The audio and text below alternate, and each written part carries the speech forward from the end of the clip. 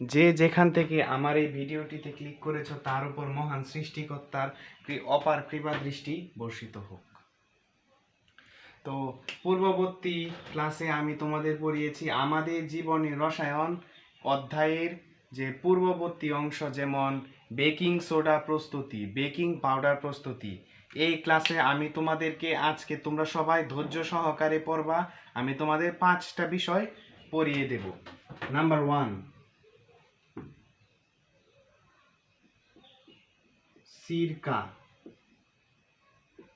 বা ভিনেগার।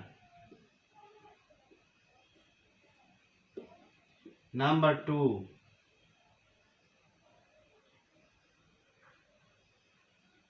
কাপড়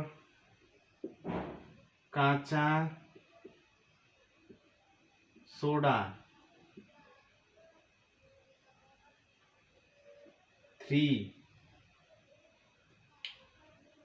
হলো টয়লেট ক্লিনার।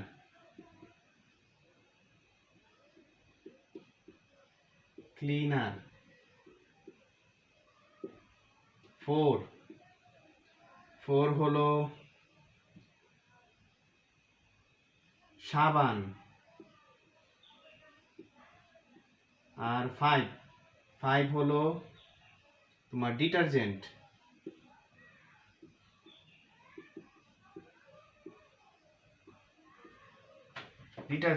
তো এই 4টা বিষয় আমি তোমাদেরকে আজকে পড়াবো। তো প্রথমে চলে আসো, আমরা প্রথম বিষয় সিরকা বা ভিনেগার নিয়ে আলোচনা করি। তো সিরকা বা ভিনেগারের সংজ্ঞা আমরা বইয়ে কি পড়ছি, যে ইথানোয়িক অ্যাসিডের, হ্যাঁ ইথানোয়িক অ্যাসিড, এটার আর একটা নাম আছে এসিটিক অ্যাসিড। ইথানোয়িক অ্যাসিডের বা এসিটিক অ্যাসিডের 4 to 10% জলীয় দ্রবণকে বলা হয় ইথানোয়িক অ্যাসিড। অর্থাৎ হ্যাঁ,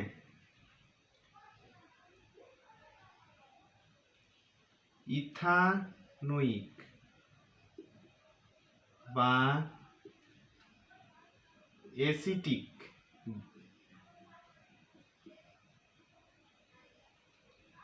অ্যাসিড, এই যৌগের সংকেতটা কিন্তু আমি তোমাদের পূর্ববর্তী ক্লাসে, যেমন একটা অধ্যায় ছিল যে খনিজ সম্পদ, এটা তো 10ম অধ্যায়, একাদশ অধ্যায় জীবাশ্ম জ্বালানি, ওইটাতে আমি তোমাদেরকে এটা সংকেত পড়িয়েছিলাম। ইথানোয়িক অ্যাসিড বা অ্যাসিটিক অ্যাসিডের সংকেত হলো CH3COOH। তো ইথানোয়িক বা অ্যাসিটিক অ্যাসিড এর 4 to 10% জলীয় দ্রবণকে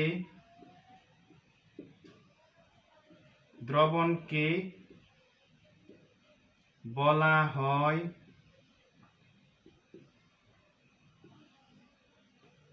সিরকা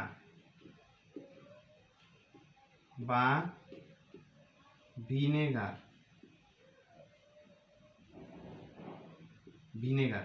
হ্যাঁ, তো এটা হলো এটা সংজ্ঞা। এখন পূর্ববর্তী বিভিন্ন বইয়ে, যেগুলো ধরো 16 সালের আগের ভার্সন, সেগুলোতে আমরা পড়েছি 6 to 10% জলীয় দ্রবণ, আর এখানে আছে 4 to 10%। আবার বর্তমানে তোমাদের যে প্র্যাকটিক্যাল বই নেপচুন প্লাস, সেটাতে দেওয়া আছে 7 to 10%। এখন অনেকে প্রশ্ন করে যে ভাইয়া কোনটা ঠিক হবে, 4 to 10%, 6 to 10%, না 7 to 10%?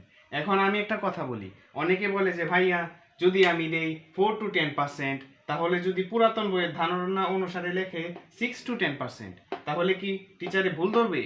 আসলে না, এটা ভুল ধরবে না, কেননা 4 to 10% যেমন সত্যি, 6 to 10%ও সত্যি। তো এই ব্যাপারে কোনো ঝামেলা নেই, তোমরা নির্দ্বিধায় একটা লিখবা, টিচার তোমাদের নাম্বার দিয়ে দিবে। তো ভিনেগার বা ইথানোয়িক অ্যাসিড প্রস্তুতি, ভিনেগার বা ইথানোয়িক অ্যাসিড, ভিনেগার প্রস্তুতি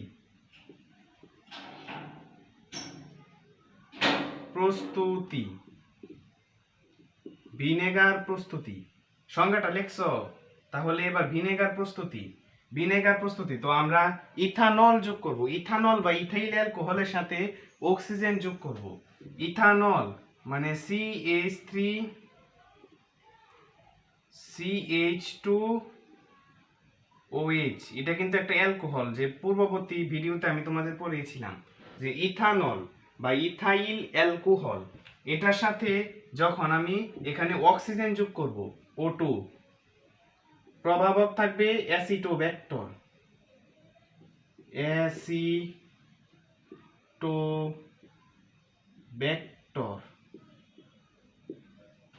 অ্যাসিটোব্যাক্টর প্রভাবকের উপস্থিতিতে উৎপন্ন হবে ইথানোয়িক অ্যাসিড।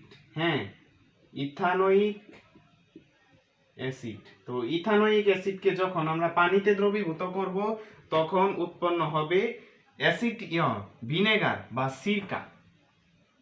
এটা হলো ভিনেগার বা সিরকার সংকেত। তো অ্যাসিটোব্যাক্টর হলো এই বিক্রিয়ায় প্রভাবক। এই অ্যাসিটোব্যাক্টর কিছু পরিমাণ কয়েকটি নির্দিষ্ট এনজাইম বা উৎসেচক নিঃসৃত করে, যার কারণে অক্সিজেন ইথানলের সাথে বিক্রিয়া করে ইথানোয়িক অ্যাসিড উৎপন্ন করে। এই ইথানোয়িক অ্যাসিডকে পরবর্তীতে পানিতে সম্পৃক্ত করে ভিনেগার বা সিরকা প্রস্তুত করা হয়। তো এই হলো সিরকা প্রস্তুতি। এবার ভিনেগারের কাজ। আমরা বিভিন্ন খাদ্যদ্রব্য সংরক্ষণে ভিনেগার ব্যবহার করি। ভিনেগার খাদ্যদ্রব্য সংরক্ষণে ব্যবহৃত হয়, যেমন আচার। এখন ভিনেগার কিভাবে কাজ করে? খাদ্যদ্রব্য বা ফুড প্রিজারভেটিভ হিসাবে, অর্থাৎ খাদ্যদ্রব্য সংরক্ষণ করার জন্য যে উপাদান, সেগুলোকে বলা হয় প্রিজারভেটিভ বা খাদ্য সংরক্ষক। এখন ইথানোয়িক অ্যাসিড একটি খাদ্য সংরক্ষক, এটাও আমি তোমাদের দেখাই দিতেছি। ইথানোয়িক অ্যাসিড COOH, এটাতে কিন্তু পানি আছে। এই ইথানোয়িক অ্যাসিড বিযোজিত হয়ে যে কোনো খাবারে দিলেই বিযোজিত হয়ে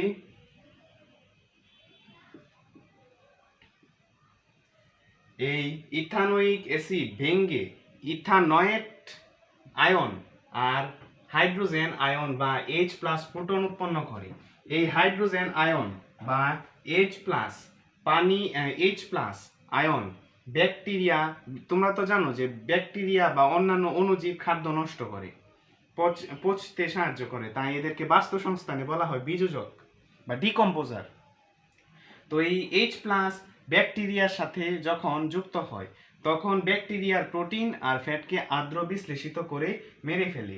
এই জন্য ইথানোয়িক অ্যাসিডকে খাদ্য সংরক্ষক হিসাবে ব্যবহার করা হয়। আর এটা খাদ্য সংরক্ষক হিসাবে ব্যবহৃত হওয়ার প্রধান কারণ হলো এটা হাইড্রোজেন আয়ন। এই হাইড্রোজেন আয়ন ব্যাকটেরিয়ার প্রোটিন আর ফ্যাটকে আর্দ্র বিশ্লেষিত করে। তো এবার গেল সিরকা বা ভিনেগার। এখন পরবর্তীতে আমি তোমাদের কাপড় কাচা সোডা নিয়ে পড়াই।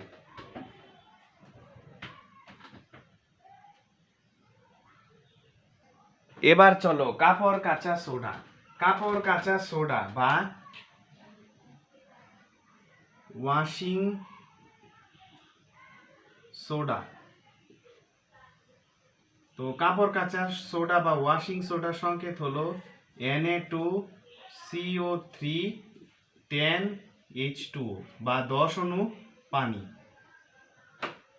এটা হলো কাপড় কাচা সোডা বা ওয়াশিং সোডা। এই কাপড় কাচা সোডা প্রস্তুতি। তো প্রস্তুতির জন্য আমি প্রথমেই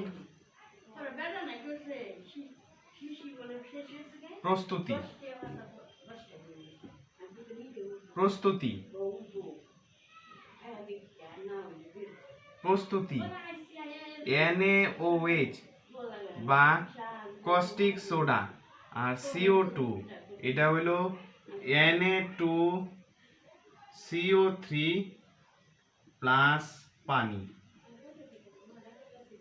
এটা হলো সোডা অ্যাশ বা সোডিয়াম কার্বনেট। এটা কস্টিক সোডা, এটা কার্বন ডাই অক্সাইড। তো এই সোডিয়াম কার্বনেট বা সোডা অ্যাশ, এই সোডা অ্যাশ বা সোডিয়াম কার্বনেটের সাথে এখন আমি 10 অণু পানি যোগ করব। Na2CO3 প্লাস 10H2 ও, এদের বিক্রিয়ায় উৎপন্ন হবে Na2CO3 10H2O। তো এই 10H2O, এই যে এটার নাম হলো কাপড় কাঁচা বা ওয়াশিং সোডা অথবা ডেকাহাইড্রেট সোডিয়াম কার্বনেট। এখানে কিন্তু যে বিক্রিয়াটা, এটা তোমাদের পাঠ্য বইয়ে উল্লেখ নাই যে এটা পানি যোজন বা হাইড্রেশন বিক্রিয়া, কিন্তু আমি বলছি এটা নোট করে নাও, এটা হলো একটা হাইড্রেশন বিক্রিয়া, কারণ আমি তোমাদের সপ্তম অধ্যায়েও পড়িয়েছিলাম। তো এর ব্যবহার হলো বিভিন্ন কাপড় কাচার ক্ষেত্রে, এটা তো সকলেই জানো। এবার দ্বিতীয় বিষয় চলে গেল, এবার কনসেপ্ট হলো টয়লেট ক্লিনার। টয়লেট ক্লিনারের কনসেপ্ট নিয়ে এখন আমরা আলোচনা করব। টয়লেট ক্লিনার, টয়লেট ক্লিনার প্রথমে প্রস্তুতি। টয়লেট ক্লিনারের মূল উপাদান NaOH বা কস্টিক সোডা। টয়লেট ক্লিনার প্রস্তুতিতে দুইটা জিনিস ব্যবহৃত হয়, একটা হলো NaOH আর আরেকটা হলো NaOCl, বা এটা হলো NaOH বা সোডিয়াম হাইড্রোক্সাইড বা কস্টিক সোডা, আর এটা হলো NaOCl sodium hypochlorite.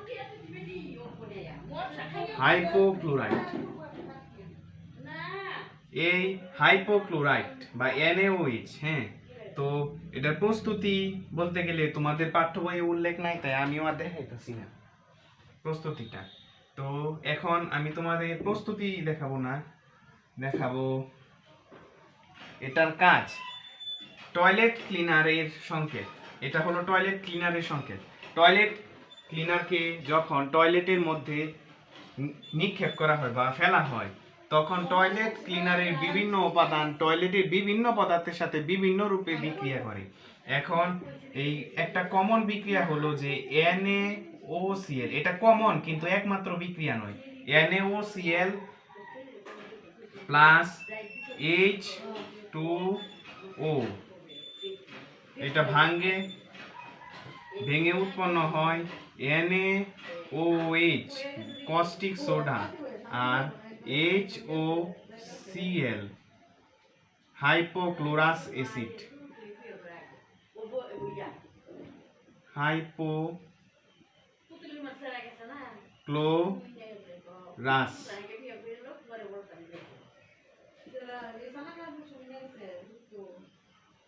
Acid, hypochlorous acid.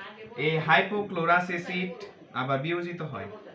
আমাদের যে আপডেটেড বই বা নতুন বই সেটাতে লিখেছে HOCl, কিন্তু পুরান বইয়ে আছে HClO, দুইটাতে একটা লিখলেই হবে।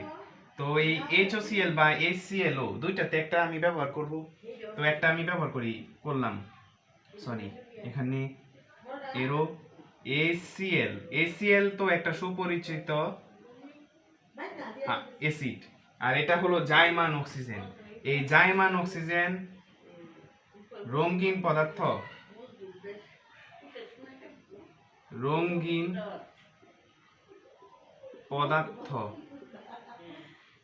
প্লাস জাইমান অক্সিজেন, এটা হলো বর্ণহীন পদার্থ, আর এটা হইল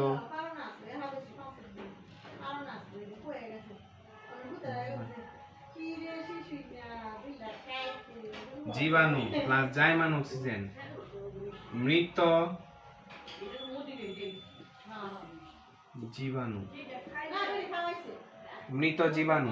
তো এটাই হলো টয়লেট ক্লিনারে তোমাদের বইয়ে এবং সর্বজন স্বীকৃত একটা বিক্রিয়া। এই বিক্রিয়াটা নোট করে নাও, লিখলে তোমাদের এই প্র্যাকটিস হবে, তোমাদের জন্য ভালো। তো আমি তোমাদের তিনটা বিষয় পড়ালাম, টয়লেট ক্লিনার শেষ। এরপর আসো সাবান। সাবান হলো তেল আর চর্বি সংমিশ্রণে উৎপাদিত দ্রব্য।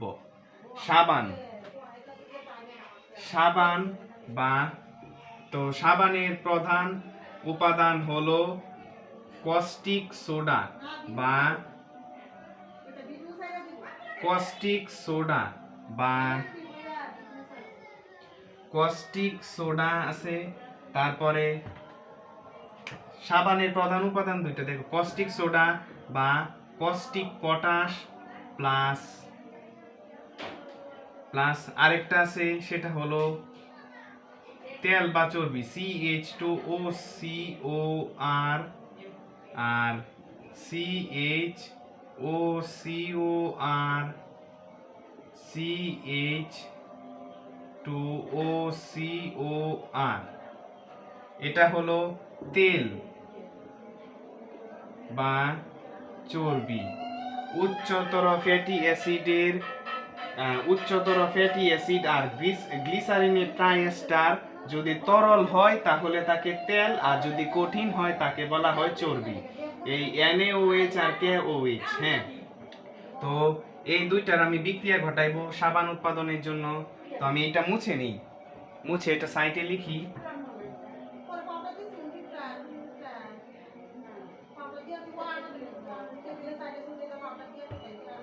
তো দেখো এখানে NaOH প্লাস এখানে আমি দিলাম CH2OCOR CH2OCOR এটা তেল বা চর্বি। তেল বা চর্বি এটা হলো ক্ষার, সাধারণত ক্ষার। এখন দুইটা থেকে একটা ব্যবহার করে তোমাদের বইয়ে দিছে সোডিয়াম হাইড্রোক্সাইড, আর আমি দিব পটাশিয়াম, সরি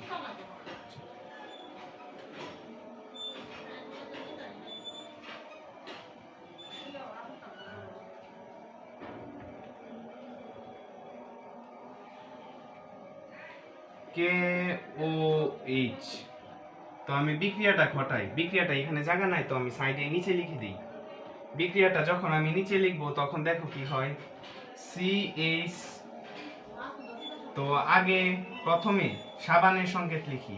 সাবানের সংকেত হলো 3RCON। Na হইতো না, N হইব K, আর N হইব ডাবল বন্ড O।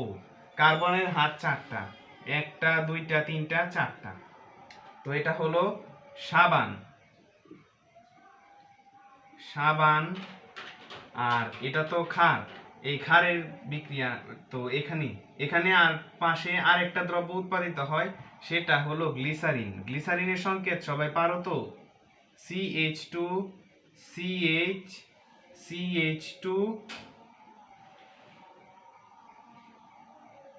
সবগুলিতে OH।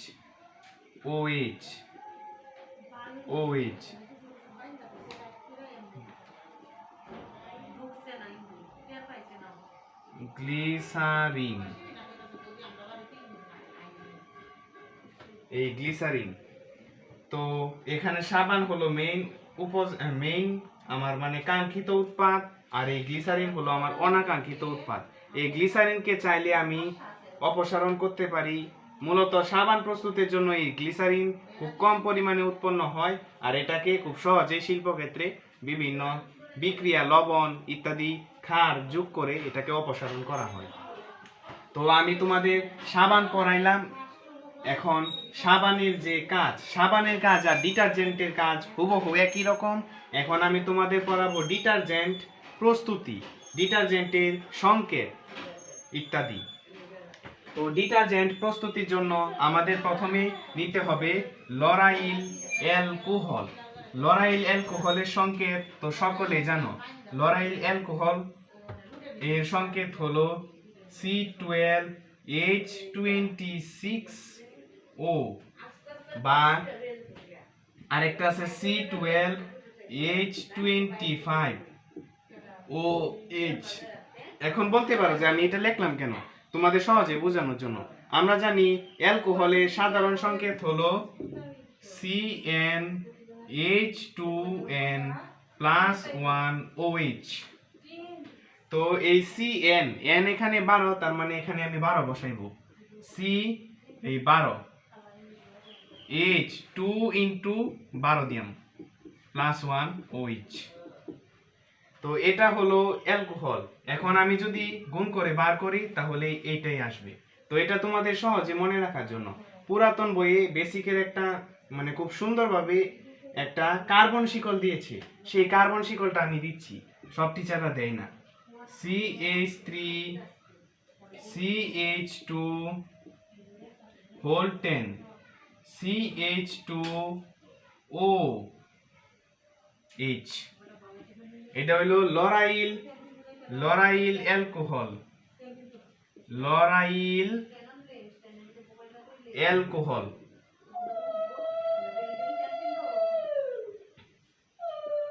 এই লরাইল অ্যালকোহলের সাথে আমরা প্রথমে যোগ করব sulphuric acid, sulphuric acid.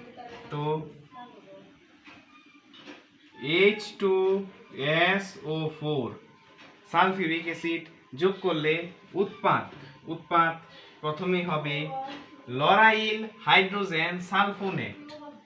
Lauryl hydrogen সালফোনেটের সংকেত হলো CH3 CH2 হোল 10 CH2OSO3H। তোমাদের বইয়ে এই কার্বন সংখ্যা গুণে সংক্ষিপ্ত করে লিখছে, তো আমি গুণে সংক্ষিপ্ত করে লিখি।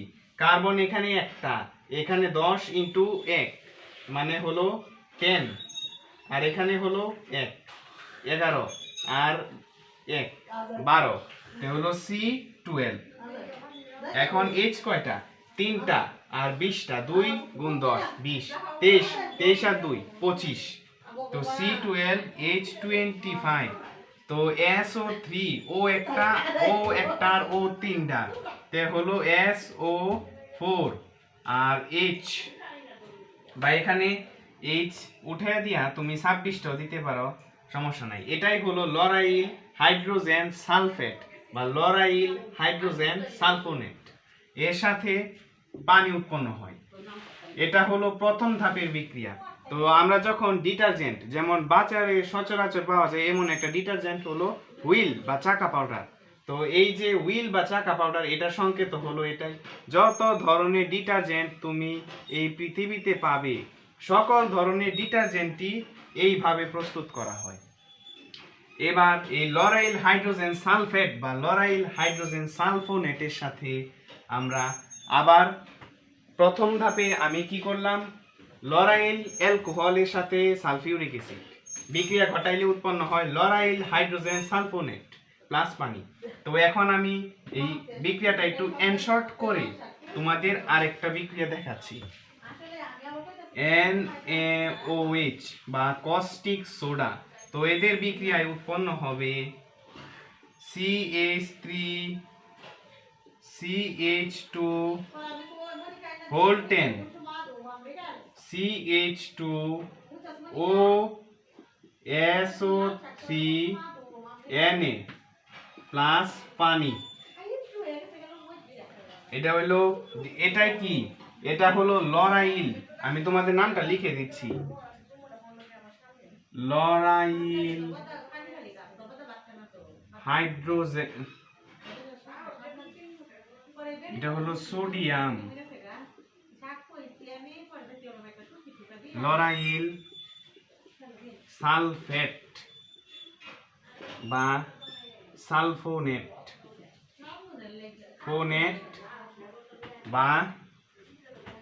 বা কি ডিটারজেন্ট।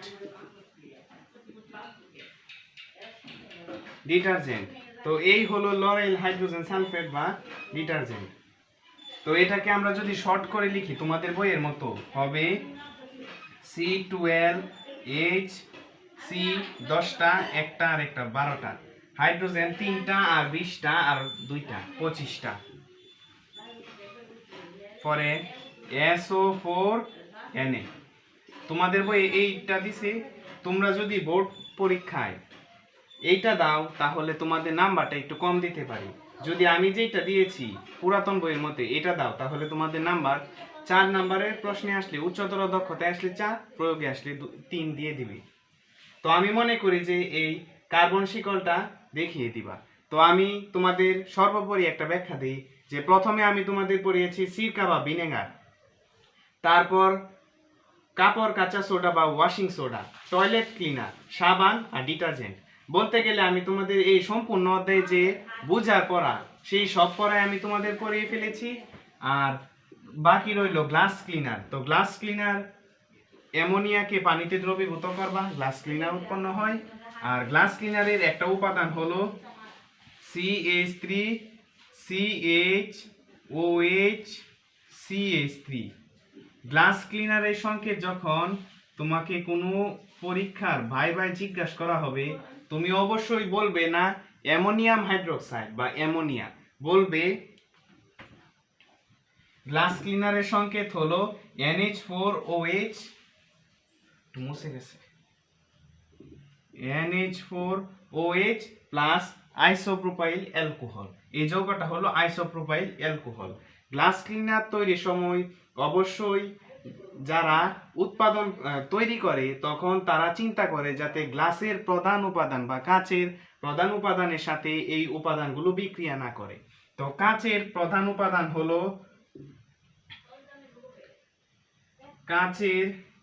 উপাদান হলো সোডিয়াম সিলিকেট প্লাস ক্যালসিয়াম